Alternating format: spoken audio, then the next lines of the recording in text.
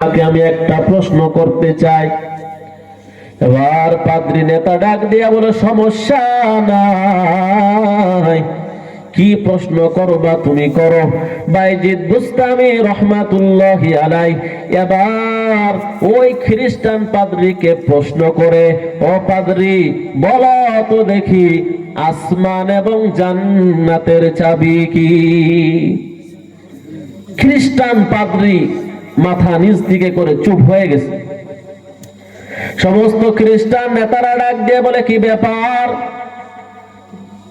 ৬২টি প্রশ্নের জবাব দিয়েছে বাইজিদ, আপনি এত বড় নেতা, আপনাকে একটা প্রশ্ন করেছে, আপনি জবাব কি পারেন না?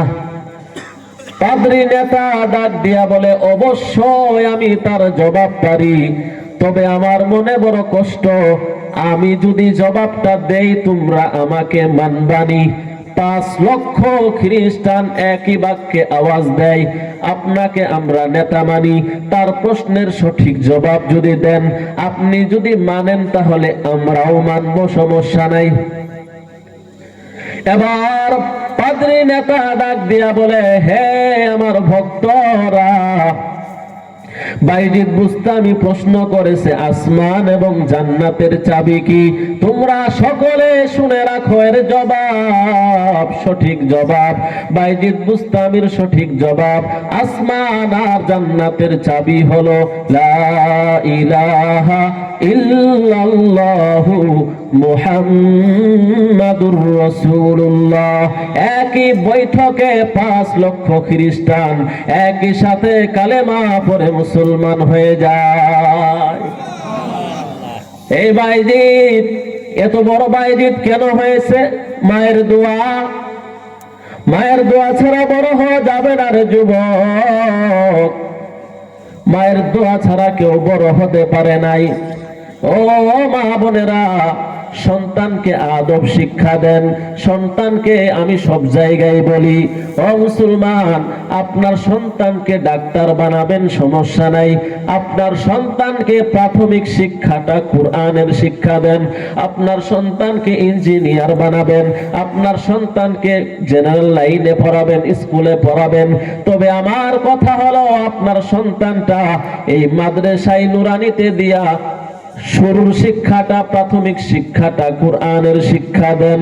আল্লাহর কসম করে বলি মা, আল্লাহর কসম করে বলি রে বাবা, আপনার সন্তান যদি প্রাথমিক শিক্ষাটা কোরআনের শিক্ষা পায়, আল্লাহর কসম আপনার সন্তান ডাক্তার হইলেও, ইঞ্জিনিয়ার হইলেও আদর্শবান ডাক্তার হবে, আদর্শবান ইঞ্জিনিয়ার হবে। আল্লাহর কসম, প্রাথমিক শিক্ষাটা যদি সন্তান কোরআনের শিক্ষা পায়, এই সন্তানটা বড় হয়ে পিতা মাতাকে কষ্ট দিবে না। এজন্য অনুরোধ করব, এই মাদ্রাসায় আপনার সন্তান নুরানি পড়াইয়া, নুরানি আছে এখানে, নুরানিতে পড়াইয়া ৩য় শ্রেণী পর্যন্ত বাংলা, ইংরেজি, অঙ্ক সাথে আরবি পড়ানো হয়। আপনার সন্তানের জন্য চ্যালেঞ্জ, এখানে যদি ৩য় শ্রেণী পর্যন্ত পড়ান, বর্তমান স্কুলের 5 ছাত্রদের সাথে যদি প্রতিযোগিতা দেন, নুরানি মাদ্রাসার প্রথম শ্রেণীর ছাত্রের হাতের লেখায় আরো সুন্দর দেখা যাবে, ঠিক কিনা বলে? আপনারা খবর নিন। আল্লাহ পাক রব্বুল আলামিন আজকের এই মাহফিলকে কবুল করুন, বলুন আমিন। আল্লাহ পাক রব্বুল আলামিন এই মাদ্রাসাকে কবুল করুন, বলুন আমিন। সবচাইতে বড় দোয়া হচ্ছে, এখানে যে কবরবাসী আছে, আপনার আমার দাদা দাদি, নানা নানি, মা বাবা, অনেকেই এখানে শায়িত আছে, তারা বড় অসহায়ের মতো শায়িত আছে, তারা বড় অসহায়, আপনার আমার হাতের দিকে তাকায় আছে। সন্তানের হক রয়েছে মা বাবার প্রতি, ১ নাম্বার হক, মা বাবার সাথে ভালো ব্যবহার করবে। ২য় নাম্বার হক, মা বাবার ওসিয়ত পূরণ করবে। ৩য় নাম্বার হক, মা বাবার মাগফিরাতের দোয়া করবে। কারণ সন্তান যদি মা বাবার জন্য মাগফিরাতের দোয়া করে ১ দিন, ২ দিন, ৩ দিন, কোন সন্তান যদি কবরের পাশে গিয়ে ইয়াসিন সূরা পড়ে দোয়া করে, সাথে সাথে আল্লাহ পাক রব্বুল আলামিন ফেরেশতা পাঠিয়ে দেন, যে সন্তান তার মায়ের জন্য ইয়াসিন সূরা পড়ে কবরের পাশে দোয়া করেছে, জলদি করে যাও ওই মা বাবার কবরের আযাব কিয়ামত পর্যন্ত বন্ধ করে দাও। তাহলে ইয়াসিন সূরা তো সন্তানকে শিখাইতে হবে।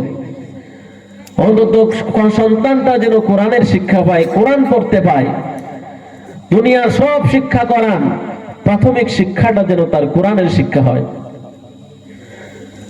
আজকে মাথায় ধরে না, বাংলাদেশ থেকে আমেরিকায় টাকা পাঠায়, আমেরিকা সৌদি আরব থেকে বাংলাদেশে টাকা পাঠায়। আজ থেকে 100 বছর আগের মানুষদের যদি কবর থেকে উঠানো হয়, তাদের মাথায় ধরবে কেমনে সম্ভব? মোবাইল দেখলে বলবে এটা আবার কি, ঠিক কিনা বলে, যে এখান থেকে বিদেশে কথা বলা যায়। আল্লাহ পাক রব্বুল আলামিন বলে, বান্দা দুনিয়া থেকে তোমরা কবরে টাকা পয়সা পৌঁছাইতে পারবা না। আখিরি নবীর উম্মতের জন্য বড় সুযোগ। ইদা মাতাল ইনসান ইনকাতা আনহু আমালুহু ইল্লা মিন সালাস ওয়া ইল্লা মিন সাদাকাতিন আও ইলমিন ইউনতাফাউ বিহি আও ওয়ালাদিন সালিহিন। মানুষ যখন মারা যায় তার সমস্ত আমলের দরজাগুলো বন্ধ হয়ে যায়, কিন্তু 3টি আমল জারি থাকে। 1 নাম্বার, এই যে আপনারা দান করছেন, বিভিন্ন সময় দান করেন মাদ্রাসায়, মসজিদে, এই দানের সওয়াবগুলো আল্লাহর কসম করে বলি আপনি কবরে শুয়ে শুয়ে পাইতে থাকবেন। যদি বিশ্বাস করেন আরো বেশি দান করতেন, কারণ মানুষ যা দান করে, মান জাআ বিল হাসানাতি ফালাহু আশরু আমসালিহা, একের বদলতে আল্লাহ 10 গুণ দেন। কেউ যদি 1000 টাকা দান করে, আল্লাহ তাআলা তাকে 10,000 টাকা দিবেন, অথবা 10,000 টাকার বালা মুসিবত দূর করবেন।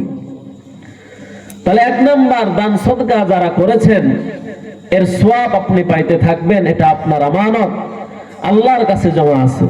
এজন্য যারা দান করেছেন করবেন, এতে আপনাদের ক্ষতি হয় নাই। 2 নাম্বার, আও ইলমিন ইউনতাফাউ বিহি আও ওয়ালাদিন সালিহিন, একটি ইলম শিক্ষা করেছেন, একটি আমল শিক্ষা করেছেন, অপরের কাছে পৌঁছায় দেন। এই যে ইশরাকের নামাজের আমলটা শিখছেন, নিজেও আমল করেন, পরিবারদেরকেও করান, যারা জানেন না তাদেরকে জানান। এর সওয়াবও কিয়ামত পর্যন্ত পেতে থাকবেন, বলেন সুবহানাল্লাহ। আও ওয়ালাদিন সালিহিন ইয়াদউ লাহু, একটা নেক সন্তান রেখে যান যে আপনার জন্য দোয়া করবে, কারণ নেক সন্তানের দোয়ার বরকতে আল্লাহ তাআলা কবরের আযাব বন্ধ করে দেন, বলেন সুবহানাল্লাহ। আল্লাহ পাক রব্বুল আলামিনের একজন বুজুর্গ আশরাফ আলী থানভী রাহমাতুল্লাহি আলাইহি তার কিতাবে লিখেছেন, আল্লাহর এক ওলি তার বন্ধুকে স্বপ্নে দেখে, মারা যাওয়ার পর স্বপ্নে দেখে তার বন্ধু কবরের ভিতরে বড় অসহায়, তার চেহারাটা বড় কালো, বড় পেরেশান। ডাক দিয়ে বলে, বন্ধু কি ব্যাপার? দুনিয়াতে তো তুমি এত নেক আমল করতে, কবরে কেন অশান্তি? তোমার চেহারাটাই কেন পেরেশানি? কবরের বন্ধু স্বপ্নে যোগে ডাক দিয়া বলে, ও আমার বন্ধু, দুনিয়াতে আমি আমার একটা কন্যা সন্তান রেখে আসছি। সেই কন্যা সন্তানটারে দিনদার বানাইতে পারি নাই। সেই কন্যা সন্তানটা বদ্দিন হয়েছে, জেনাকার হয়েছে। ওই কন্যা সন্তানের বদ আমলের কারণে আল্লাহ নির্দিষ্ট একটা সময় আমারে আযাব দেন। সন্তানকে যদি আপনি আমলওয়ালা না বানান, নামাজি না বানান, আপনি যদি না বলেন, তাহলে এই সন্তানের অপরাধের ভাগও আপনি পাবেন। সন্তানরে যদি দিনদার বানান, সেই সওয়াবের ভাগ আপনি পাবেন। স্বপ্নের মধ্যে ওই কবরবাসী বন্ধু আল্লাহর ওলিকে ডাক দিয়া বলে, বন্ধু তোমাকে আমি একটা কথা জানাতে চাই। দুনিয়াতে আমার আর কোনো সন্তান নাই, একটা মাত্র কন্যা সন্তান। তার কাছে গিয়ে একটু বলবা আমি বাবা অসহায়। আমি বাবার পক্ষ থেকে 2টা নসিহত তাকে করবা। 1 নাম্বার নসিহত, সে যেন নিজে জাহান্নামের আগুন থেকে নিজেকে বাঁচায়। দ্বিতীয় নাম্বার ওসিয়ত, সে যেন আমি বাবার জন্য কিছু পাঠায়। এবার সে ঘুম থেকে জাগ্রত হলো, এরপর খুঁজতে লাগলো কোথায় তার বন্ধুর মেয়ে। মেয়ে তো আর বাড়িতে থাকে না, ঘুরে ঘুরে বেড়ায়। হঠাৎ করে একদিন দেখে তার কন্যা সন্তান পুকুরে গোসল করবে নামতেছে। আল্লাহর ওলি ডাক দিয়া বলে, ও মা, আমি তোমার বাবার বন্ধু। তোমার বাবাকে আমি স্বপ্নে দেখেছি। তোমার বাবা বড় অসহায়। তোমার বাবার কবরে নির্দিষ্ট সময় আযাব, সেই ভয়ঙ্কর আযাব সহ্য করা যায় না। ও মা, তোমার বাবা বলেছে দুইটা ওসিয়ত তোমাকে করতে। এক নাম্বার ওসিয়ত, তুমি নিজে জাহান্নামের আগুন থেকে নিজেকে বাঁচাও। দ্বিতীয় নাম্বার ওসিয়ত, তোমার বাবার জন্য কিছু সওয়াব পাঠাইয়া দাও। তার মেয়েটা এতটাই সঙ্গ দিল, সত্য দিলওয়ালা, তার বাবার আযাবের কথা শুনে তার কোনো অনুভূতি নাই। পুকুর থেকে এক মুষ্টি পানি নিয়ে আল্লাহর ওলির দিকে দেয়, বলে, যাও, এই পানি দিলাম, এর চাইতে বেশি কিছু দেওয়ার আমার নাই। আল্লাহর ওলি মন খারাপ করলেন, হায় হায়, এরকম কুলাঙ্গার সন্তানও হইতে পারেন। কিছুদিন পর আবার স্বপ্নের ভিতরে দেখা, তার বন্ধুর চেহারা বড় উজ্জ্বল, হাস্যোজ্জ্বল চেহারা, পেরেশানির ভাব নাই। ডাক দেয়া বলে, কি ব্যাপার, তোমার পেরেশানি কেমনে দূর হইল, আযাব কেমনে দূর হইল? এবার কবরবাসী বন্ধু ডাক দেয়া বলে, বন্ধু, তোমার কারণে তো হয়েছে। তুমি তো আমার সন্তানকে ওসিয়ত করেছিলা, সেই সন্তান তো আমার জন্য হাদিয়া পাঠাইছে। আল্লাহর ওলি ডাক দেয়া বলে, না না, তোমার সন্তান তোমার জন্য হাদিয়া পাঠায় নাই। তোমার সন্তান তো মাত্র এক মুষ্টি পানি আমার উপরে ছিটাইয়া দিয়েছে, উপহাস করেছে। তোমার সন্তান তোমার জন্য তো দোয়াও করে নাই। কবরবাসী বন্ধু ডাক দিয়া বলে, আল্লাহ কেমন কাদের কুদরত, আল্লাহ তাআলা মাফ করার জন্য ওসিলা খুঁজে। আমার কন্যা সন্তান যখন এক মুষ্টি পানি নিয়ে আপনার দেখে মারছে, এক ফোঁটা পানি জমিনের উপরে এমন জায়গায় পড়েছে, যেই জায়গার ভিতরে একটা পিপিলিকা পানির পিপাসায় কাতর হয়ে মৃত্যু অবস্থায় মরবে মরবে ভাব। যখন পানির ফোঁটা পড়লো, সে একটু পানি খেয়ে আবার জীবিত হলো। আল্লাহর ছোট মাখলুক আল্লাহর কাছে দোয়া করে, আল্লাহ, এই কন্যা সন্তান আমাকে মুসিবত থেকে বাঁচাইছে, তার আত্মীয় স্বজনদের ভিতরে যদি আমার মতো কেউ মুসিবতে থাকে, আল্লাহ এর ওসিলায় তুমি মাফ করিয়া দিও। কবরবাসী বন্ধু ডাক দিয়া বলে, ওই ছোট পিপিলিকার দোয়া আল্লাহ কবুল করে। আল্লাহ তাআলা আমাকে কবরের আযাব থেকে নাজাত দিয়েছে। ও দুনিয়ার উম্মত, ও নবীর উম্মত, আল্লাহ পাক রব্বুল আলামিন দয়ার সাগর, মায়ের সাগর। সন্তান যদি মায়ের জন্য বাবার জন্য দোয়া করে, সন্তান যদি মা বাবার জন্য সওয়াবের হাদিয়া পাঠায়, আল্লাহর কসম, ওই মা বাবার কবরে আল্লাহ তাআলা সওয়াব পৌঁছায়া তাকে নাজাত দান করিয়া দেয়। তাহলে সেই মা বাবার জন্য আমাদের কিছু পাঠানোর দরকার আছে না নাই? আজকে যে আপনারা দান করছেন, মাদ্রাসার একটু খোঁজ খবর নেবেন। সবচাইতে বড় হচ্ছে দোয়া। দোয়া করে একটু মাদ্রাসাকে এগিয়ে নেবেন, কারণ এই মাদ্রাসার কোরআন তেলাওয়াতের সমস্ত সওয়াবের ভাগগুলো এই কবরবাসীরা পাইতে থাকে, যা আপনারাও কবরে গেলে পাবেন। কবরে যাওয়া লাগবে কি লাগবে না বলেন? কবরে চিন্তা আছে? কেমন আছে?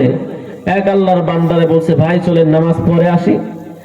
কই টেনশনে বাঁচি না, আবার নামাজ পড়ার সময় কই? কিসের টেনশন তোমার? বলে, ভাই কবরের বড় টেনশন। কবরের টেনশনে নামাজ পড়ার সময় পাই না। কবরের টেনশনে নামাজ পড়ার সময় নামাজ পড়তে হবে নাকি নামাজ বাদ দিয়ে বসে থাকতে হবে? আল্লাহ আমাদের সহি বুঝ দান করেন, বলুন আমিন। আল্লাহ পাক রব্বুল আলামিন বলে, বান্দা সব তোমাদের জন্য বানাইছি, দুর্বল করে বানাইছি। ওয়া খুলিকাল ইনসানু দাঈফা, মানুষ বড় দুর্বল।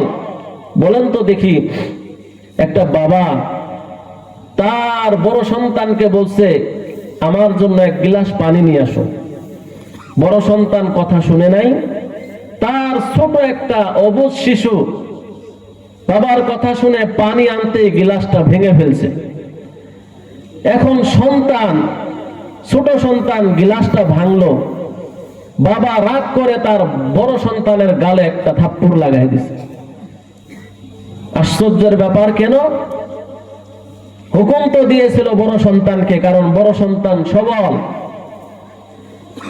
কিন্তু এই ছোট সন্তান দুর্বল, সে আনতে ভেঙে ফেলেছে, তার কোনো দোষ হয় নাই।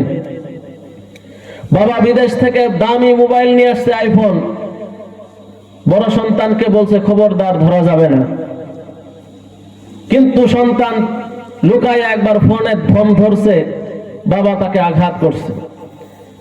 কিছুক্ষণ পর তার ছোট সন্তান ফোনটা নিয়ে নিচে ফেলে ফোনটা ভেঙে ফেলছে। বাবার মাথা গরম, ছোট সন্তানকে ধমক দেওয়ার আগেই কান্না শুরু করছে। বাবা এবার ছোট সন্তানকে কোলে নিয়ে বলে, বাবা তোরে কিছু বলি নাই, ফোন একটা ভেঙেছে, আটটা কিনবো, সমস্যা নাই। কেন? এই ছোট সন্তানের প্রতি দয়া। ছোট সন্তানটা হচ্ছে দুর্বল, ঠিক কিনা বলেন? আল্লাহ পাক রব্বুল আলামিন বলেন, ওয়া খুলিকাল ইনসানু দাঈফা, সব চাইতে দুর্বল করে সৃষ্টি করেছি মানুষকে। তাহলে আমরা কি মশার চাইতেও দুর্বল? কি বলেন? পিপিলিকার চাইতেও দুর্বল না বললেন? আল্লাহ বলছে হ্যাঁ অবশ্যই সব চাইতে দুর্বল। আরে ভাই, মশার জন্য আল্লাহ তাআলা মানুষের রিজিকের ব্যবস্থা করছে। কেমনে? আজকে মশার জন্য কয়েলের ফ্যাক্টরি, ঠিক কিনা বলেন? মশা যদি না থাকতো কয়েলের ফ্যাক্টরি থাকতো? মশা যদি না থাকতো মশারির ফ্যাক্টরি থাকতো? কয়েলের ফ্যাক্টরিতে, মশারির ফ্যাক্টরিতে হাজার হাজার শ্রমিকরা কাজ করে কিনা বলেন? রিজিকের ব্যবস্থা হয় কিনা বলেন? মশার চাইতেও মানুষ দুর্বল। নইলে কিছুদিন, কয়েক বছর পূর্বে ডেঙ্গু মশা বের হয়েছিল, আমরা নিউজে দেখেছি, মশারি টানায়া হুন্ডার চালাইছে। কিসের ভয়? এই ছোট মশার ভয়। তাহলে মশা চাইতে দুর্বল না হইলে তাকে ভয় কেন পায়? কামটা দেখছেন, মশারি টানায়া হুন্ডার চালাইছে, মশার ভয়। আল্লাহ পাক রব্বুল আলামিন বলে, বান্দা আমি আল্লাহ তোরে বানাইছি দুর্বল। এ বান্দা, আসমান বানাইছি আমি আল্লাহ, আমি আল্লাহর জন্য বানাই নাই, বান্দা তোর জন্য বানাইছি। জমিন বানাইছি আমি আল্লাহ, আমি আল্লাহর জন্য না, বান্দা তোর জন্য বানাইছি। জান্নাত বানাইছি আমি আল্লাহ, আমি আল্লাহর জন্য না, বান্দা তোর জন্য বানাইছি। বান্দা সব কিছু আমি আল্লাহ তোর জন্য বানাইছি। বান্দা তুমি কি ভেবেছো, আফাহাসিবতুম আন্নামা খালাকনাকুম আবাসা, বান্দা তুমি কি ভেবেছো তোমাকে বেহুদা সৃষ্টি করেছি? না রে বান্দা, না, আমি আল্লাহ তাআলা তোমারে বেহুদা সৃষ্টি করি নাই। আমি আল্লাহ তাআলা একমাত্র ইবাদত করার জন্য সৃষ্টি করেছি। বান্দা 24টা ঘন্টাই হবে ইবাদত, দুইটি কাজের বিনিময়। এক নাম্বার কাজ রাজায়ে মাওলা, বান্দা যেটাই করবে আল্লাহকে রাজি খুশি করার জন্য করবে। দ্বিতীয় নাম্বার হচ্ছে তরিকায়ে রাসূল, বান্দা যেটাই করবে রাসূলের পদ্ধতিতে করবে। বান্দা ব্যবসা করলেও হবে ইবাদত, চাষাবাদ করলেও হবে ইবাদত। তরিকা দুইটা, রাসূলের তরিকা এবং আল্লাহকে রাজি খুশি করার জন্য। বান্দা যেটাই করবে সবগুলো ইবাদতের ভিতরে গণ্য হবে। আল্লাহ তাআলা আমাদেরকে তৌফিক দান করেন, বলুন আমিন। সম্মানিত হাজিরিন, আমরা আরেকটি আমলের কথা শুনি, এরপরে মুনাজাত হবে। আমরা ইনশাআল্লাহ ফজরের নামাজ সহ 5 ওয়াক্ত নামাজ আমরা পড়ব।